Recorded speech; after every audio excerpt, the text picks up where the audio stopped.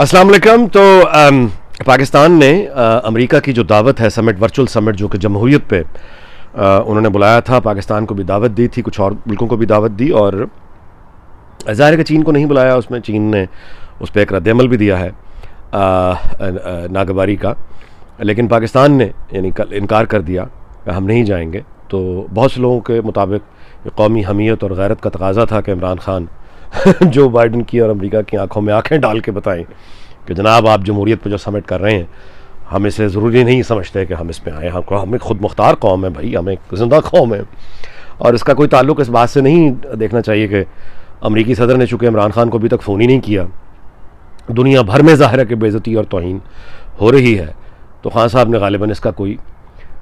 जवाब दिया है। अच्छा, अब ज़रा इस पर मज़ीद मैं बात करने से पहले आपसे गुजारिश करूँगा कि तलत हुसैन का वीलॉग इस पर ज़रूर देखिएगा आज का। उन्होंने जो गुफ्तगू की वो बिल्कुल आप सुनिए, लेकिन मैं सिर्फ एक बात का हवाला दे रहा हूँ कि उन्होंने ये कहा कि इस्लामाबाद में अमेरिकन डिप्लोमेट्स से जब उन्होंने रब्ता किया कि आखिर क्या बात है, वो फ़ोन क्यों नहीं कर रहा, तो उनका जवाब ये था कि बात यह है कि मतलब है कि जो यानी प्रोफेशनल्स हैं एम्बेसी के, जो वहाँ पे बैठे हैं ऑफिशल्स, उनको जब पाकिस्तान को एंगेज करना होता है या कोई बात करनी होती है, जो बिज़नेस होता है मतलब है स्टेट्स का, तो वो हम GHQ से रब्ता करते हैं जनरल साहब से, और जो भी एज यूजुअल बिज़नेस होता है रियासतों के माबैन, वो सारा काम हमारा चल रहा है। तो हमें क्या ज़रूरत है कि हम मतलब है एक फ़ोन की क्या हैसियत होती है कि वज़ीर-ए-आज़म से बात की जाए।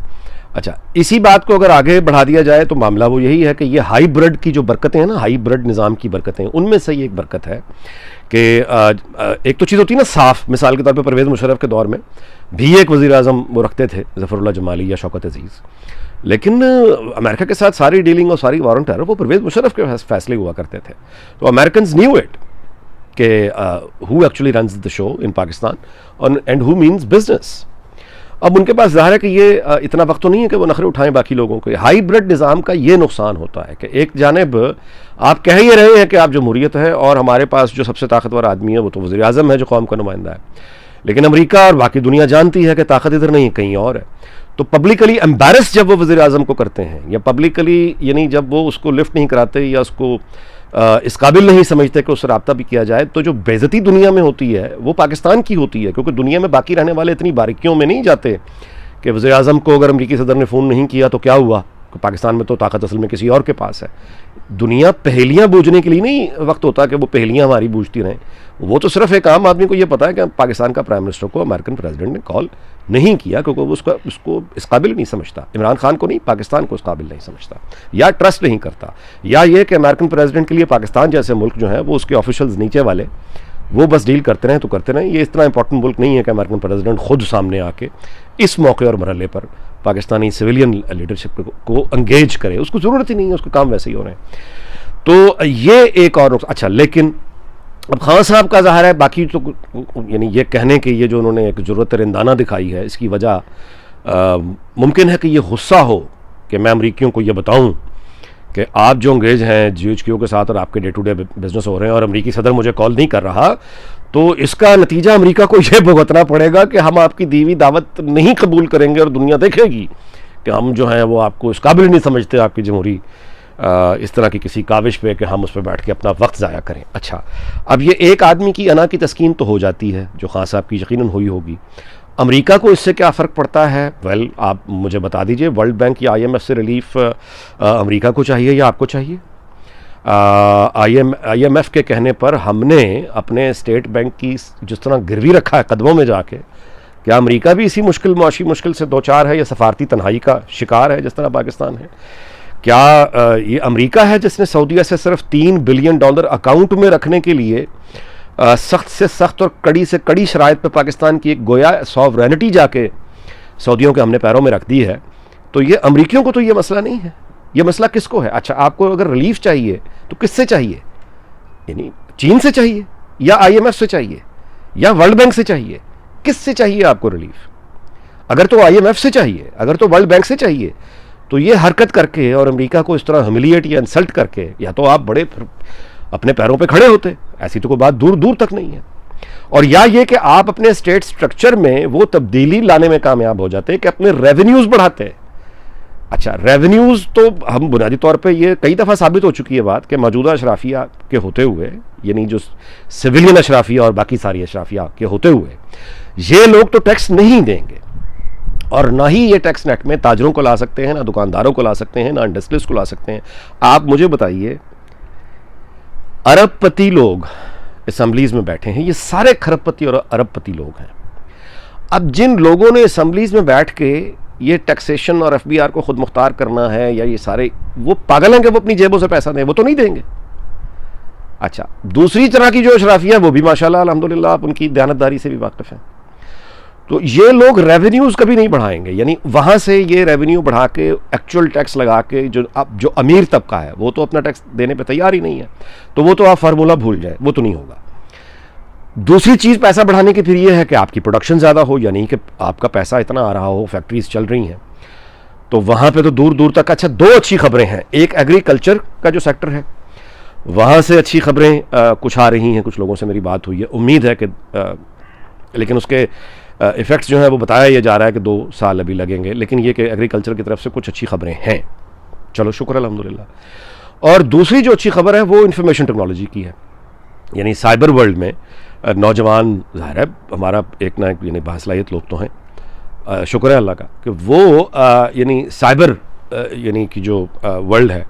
उसमें कोशिश कर रहे हैं कम से कम कुछ ना कुछ पैसा कमाने की, और ये इकॉनमी जो है वो जनरेट, मिसाल के तौर पे अब फेसबुक, बहुत से लोग उस पर अपनी शॉप चलाते हैं, यूट्यूब एक बहुत बड़ा एक आमदनी का ज़रिया बन गया है, और इन दोनों के अलावा सोशल मीडिया के प्लेटफॉर्म्स के अलावा कॉमर्स के जो मतलब है, मिसाल के तौर पे जो आईटी में काम हो रहा है पाकिस्तान में वो अच्छा है, गो कि उसकी स्पीड और पेस वो नहीं है जो इंडिया का है, लेकिन बहरहाल कुछ अच्छी खबरें अगर हैं तो एग्रीकल्चर या फिर मतलब आईटी से हैं। मगर वो जो एक रेवेन्यू कलेक्शन होता है या सरकारी ख़जाने में आप यानी वो पैसा बढ़ाएं, उसकी तो दूर दूर तक फ़िलहाल कोई उम्मीद नहीं है। तो फिर अब आप IMF से और वर्ल्ड बैंक से और अमेरिका को ये अपनी शान और ये खुददारी दिखा के आप हासिल क्या करना चाहते हैं? मतलब माँ से वास कि आपकी अना की एक तस्कीन खान साहब की हो जाएगी, या ये एक तरह की धमकी के जी आप GHQ से सिर्फ बात ना करें, मुझसे करें, तो इस तरह से तो इज़्ज़तें नहीं मिला करती। ठीक है, तो ये एक तरफ आप। अच्छा, दूसरी तरफ से अब आगे बढ़ जाएं कि ये हमने चैलेंज कर दिया अमेरिका को, अब इसका एक जवाब आएगा, और वो जवाब ज़ाहिर है कि खान साहब नहीं भुगतेंगे, वो गली मोहल्लों में रहने वाला गरीब भुगतेगा, मेरे आपके जैसा बंदा भुगतेगा, और वो ज़ाहिर है कि मौशी तकलीफ होगी। इससे आगे चलें तो आपके इल्म में अब ये आ गया होगा कि श्रीलंका ने बाज़ाब्ता तौर पर पाकिस्तान के वज़ीर दिफ़ा परवेज़ खटक से का जो बयान था कि कोई बात नहीं, ये नौजवान जज्बात में आकर उन्होंने मार दिया, इस पर श्रीलंका ने बाज़ाब्ता माफ़ी का मुतालबा किया है। श्रीलंका उन मुल्कों में से आखिरी 1 या 2 मुल्कों में से रह गया था, टर्की और श्रीलंका, जहां आप पाकिस्तानी पासपोर्ट लेकर भी अगर जाते थे तो मतलब आपकी कोई इज़्ज़त हो जाती थी। श्रीलंका के लिए तो बल्कि वीज़े की भी शायद हमें ज़रूरत कुछ अर्से पहले तक नहीं थी, मुमकिन है कि आज भी ना हो, लेकिन अब ज़रूर होगी, क्योंकि हमने जो अपना तारुफ वहाँ पे करवाया है, इसके बाद श्रीलंका जो है वो यानी गिने चुने दोस्त भी हमारे जो हैं वो हम उनके साथ जिस तरह का सलूक कर रहे हैं। अब इसमें मेरे और आपके पास, यानी श्रीलंका का ये जो हजूम सियालकोट में वाक़या हुआ था, मेरे और आपके पास एक राह फ़रार मौजूद थी। हम ये कह सकते थे कि श्रीलंकन से या किसी और दुनिया के बंदे से हमें कोई ताना अगर मारता तो हमारे पास एक ये बात थी कि देखिए, ये 40 साल से जिस मुल्क में जंग हो, और अब हमारे बॉर्डर में जंग है 40 साल से, तो एक नई नस्ल इस तरह की जो तैयार है पिछले 35-40 साल से, तो ज़ाहिर है कि वो जंगों की वहशत और जंगों का जुनून, उसका असर सोसाइटीज़ पे पड़ता है, तो हमारे यहाँ भी पड़ गया, और इसी तरह के कुछ लोग बदनसीबी से ये एक अनफॉर्चुनेट वाक़या हो गया। लेकिन जो लोग मुल्क चला रहे हैं, जो ऑफिशल्स हैं, जो पढ़े लिखे हैं, वो इस तरह की सोच बिल्कुल नहीं रखते। हमारे पास ये एक राह फ़रार थी, मैं और आप ये कहकर निकल सकते थे, लेकिन परवेज़ खटक के इस बयान ने कि वो तो नौजवान है, उन्होंने जिंदा जला दिया तो क्या कोई बात नहीं, अब वो जो राह फ़रार मैंने और आपने इख्तियार करनी थी जान बचाने के लिए, अब वो भी नहीं है। क्योंकि अब अगर हम ये कहेंगे कि देखिए वो जो जज्बाती लोग थे, पढ़े लिखे नहीं थे, हमारे 40 साल से जंग चल रही है, लोग वैशी हो जाते हैं, ये हो जाता है तो हो गया, लेकिन हम इन्हीं लोगों को अब तालीम देंगे, सुधारेंगे, हम ठीक करने की कोशिश कर रहे हैं, इसलिए कि ऑफिशियल्स और टॉप के लोग तो बिल्कुल ठीक हैं। अब हमारे पास ये राह फ़रार नहीं है, क्योंकि ऑफिशियल्स क्या, वो तो एक डिफेंस मिनिस्टर है जिसने ये कह दिया। तो इसका मतलब ये है कि नीचे इस तरह के हजूम पल रहा है, और इन हजूम को जिन लोगों ने बेहतर करना है, जिन लोगों ने इस हजूम को किसी सही मंजिल की जानिब लेके जाना है, वो तो खुद ये कह रहे हैं, हौसला अफजाई कर रहे हैं, वो तो कह रहे हैं कि ठीक है, ऐसी कोई मसला ही नहीं है। ठीक है, तो वो राह फ़रार भी गया। तो आखिरी ये मतलब है कि हमारी जो अब इस हाइब्रिड सिस्टम, यानी जिसमें यानी एक पावर प्लेयर्स की आपस की ईगो लड़ रही है, यानी खान साहब की ईगो लड़ रही है GHQ से, इसलिए कि अमेरिकन प्रेसिडेंट ने इनको कॉल नहीं किया क्योंकि वो उन्हें किसी काबिल नहीं समझता। कीमत कौन देगा? पाकिस्तान देगा। तो मतलब इन हालात में मतलब ये कि आगे जो जंग ये जो कह रहे हैं कि चीन और अमेरिका के दरमियान हम सुलह करवा देंगे, खान साहब की ये भी एक बड़ा कहना, हम सुलह करवाएंगे। और खुदा के वास्ते यार, एक सऊदी अरब और ईरान में भी आपने कहा था ना कि मैं सुलह करवा दूंगा, जूते पड़ गए, फिर ठीक हो गया। फिर आपने कहा कि मलेशिया और टर्की के साथ मैं खुल के तो मैं आऊँगा और मैं न्यूज़ चैनल लॉन्च करके मैं दुनिया की सियासत पे असरअंदाज हो जाऊँगा। जूते इतने पड़े कि तबाही हो गई, आप बैठे हैं चुप करके। उसके बाद ये मतलब बार बार हमाकतें, अब ये एक और हमाकत कि चीन और अमेरिका की अंडरस्टैंडिंग हम करवा दें। ओ भाई, अगर तो आपके जहन में ये है कि याया खान के दौर में हेनरी किसिंजर आया था, उस ज़माने में जो मतलब है वो हमने जो एक अंडरस्टैंडिंग करवाई थी, वो बिल्कुल एक और दुनिया थी। वो उस वक्त का चीन एक बिल्कुल ही मुख्तलिफ चीन था। मतलब है उस वक्त सोवियत यूनियन अपनी पूरी ताकत के साथ, आबोताब के साथ अभी दुनिया के नक्शे पर मौजूद था। वो अमेरिका भी एक और अमेरिका था, वो चीन भी एक और चीन था, और बाय द वे वो पाकिस्तान भी एक और पाकिस्तान था। यानी दुनिया में इतनी अभी हमारी बेइज्जती और इतनी इंसल्ट हमारी अभी नहीं हुई थी, और ना ही अमरीकी उस तरह से हम अदम एतमाद और नफरत की तरह, यानी जिस तरह वो अब देखते हैं, वो उस वक्त बिल्कुल और बात थी। अब आज की दुनिया में आप ये कह रहे हैं कि चीन और अमेरिका की जिनके ग्लोबल इंटरेस्ट्स हैं, जिनका ग्लोबल कंपटीशन है, बेगानी शादी में अब्दुल्ला दीवाना, जुम्मा जांचलाल, वो जनाब कह रहे हैं कि मैं सुलह करा देंगे। जनाब, तो आपको कोई पूछ रहा है? चीन वो मुल्क है बाय द वे जिसने दासू डैम पे जो उनके बंदे मारे गए थे, उसके बाद उनके ऑफिशियल ट्विटर अकाउंट से जो उन्होंने ट्वीट किया था, वो आज तक वहीं खड़े हैं। वो ट्वीट आप भूल जाएं, मैं नहीं भूलता। और वो ट्वीट ये था कि we are ready to assist our Pakistani brethren to fight terror. नहीं सॉरी, उनका बयान ये था कि Chinese army and Chinese missiles are ready to assist our Pakistani brethren to fight terror on their soil. यानी वो ये कह रहे हैं, उनका जो आखिरी ऑफिशियल पोजीशन थी वो वहीं खड़े। उसके बाद उन्होंने काम शुरू तो नहीं किया ना। तो अगर उन्होंने पब्लिकली ये बात की है कि पाकिस्तान दहशतगर्दी का मुकाबला, पाकिस्तान की सरजमीन पर दहशतगर्दी का मुकाबला करने के लिए चीनी फौज और चीनी मिसाइल पाकिस्तानी भाइयों को असिस्ट करने के लिए तैयार हैं, तो इसके बाद अब वो यानी इससे अगली बात क्या कर सकते हैं? अब अगर हम ही बहरे बन जाएं और कुछ ना सुने, आंखें बंद कर लें, रेत में सर दे दें और कहें कि बस खुद ब खुद सब कुछ ठीक हो जाएगा, खुद ब खुद सब कुछ ठीक हो जाएगा, ये वही वाली उम्मीद होगी जो एक ख्वाब देखा था इमरान खान का कि ऊपर वाला अगर आदमी ठीक होगा ना तो नीचे खुद ब खुद ठीक हो जाता है। मछली अपने सर से गलना शुरू होती है। एक आदमी दयानतदार होगा तो पूरी कौम दयानतदार हो जाएगी।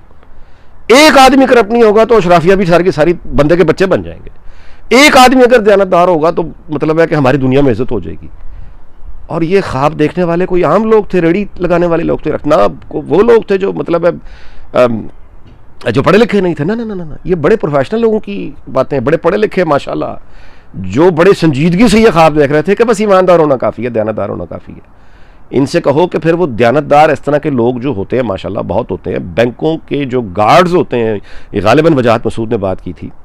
कि हर बैंक के सामने जो खड़ा हुआ अगर मतलब है गार्ड है बंदूक लेके, सबसे तो फिर दयानतदार वो है, तो फिर उससे कहें कि वो ऑपरेशन भी कर दिया करे, यानी उससे कहें कि मुकदमे भी लड़ लिया करे, उससे कहें कि फिर चैम्बर ऑफ कॉमर्स भी वही चला ले, और उससे कहें कि फिर मुल्क भी वही चला ले। और भाई एक अहलियत होती है, एक स्किल होती है, हुनर होता है। कोई दयानतदार है या नहीं है, ये अगली इजाफी यानी आगे की बात है। पहले उसको हुनर तो आए, जिसको हुनर आता है, स्किल आती है, अब ये उसके बाद की बात है कि वो दयानतदार है या नहीं। आपके पास अगर चॉइस है तो आप ये देखेंगे, मिसाल के तौर पर आपके घर का बाहर का कोई काम ख़राब हो गया, किसी भी आपको प्रोफेशनल की ज़रूरत है, तो पहले आप ये देखेंगे किसी के काम आता भी है या नहीं आता, उसके बाद आप देखेंगे कि दयानतदार है या नहीं है, ताकि फिर आप अपने आप को अपनी सेफ्टी के लिए कोई इंतजाम करें। लेकिन ये कि सिर्फ एक दयानतदार है, करप्ट नहीं है, और बाकी वो बिल्कुल फारिग है, चिकन हेड, उसको लाके बिठा दिया, ये हम भुगत रहे हैं। एक और हमने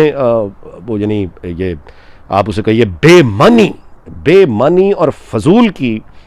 ये हरकत हमने की है मज़ीद अनॉय करने के लिए, तो हमें रिलीफ क्या मिलनी। लेकिन चलें बस इस बात पे अब बात, अल्लाह ही हाफ़िज़ हो हम सबका। अल्लाह हाफ़िज़।